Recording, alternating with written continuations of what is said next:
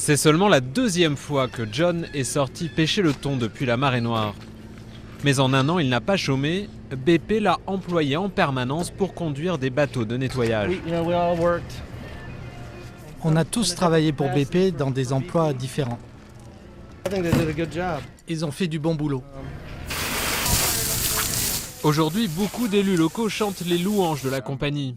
À cause de la marée noire, le gouvernement fédéral avait décrété un moratoire sur les forages en haute mer. Mais grâce à BP, le chômage technique a été évité. Nous n'avons pas subi tous les effets du moratoire grâce à l'argent que BP nous a versé. Le restaurant des familles est devenu une vitrine pour BP. Ses propriétaires ont touché une forte indemnisation et sont les vedettes d'une publicité très largement diffusée à la télévision.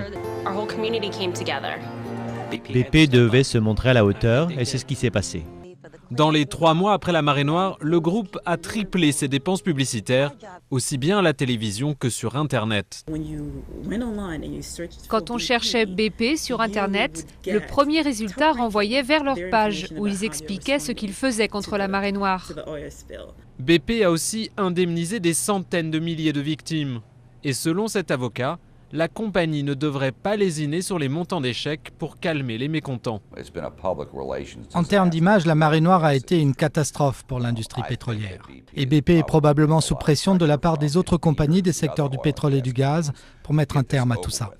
La campagne de relations publiques a déjà porté ses premiers fruits. La proportion d'Américains favorables au forage pétrolier en mer est déjà remontée à 70%, autant qu'avant la marée noire.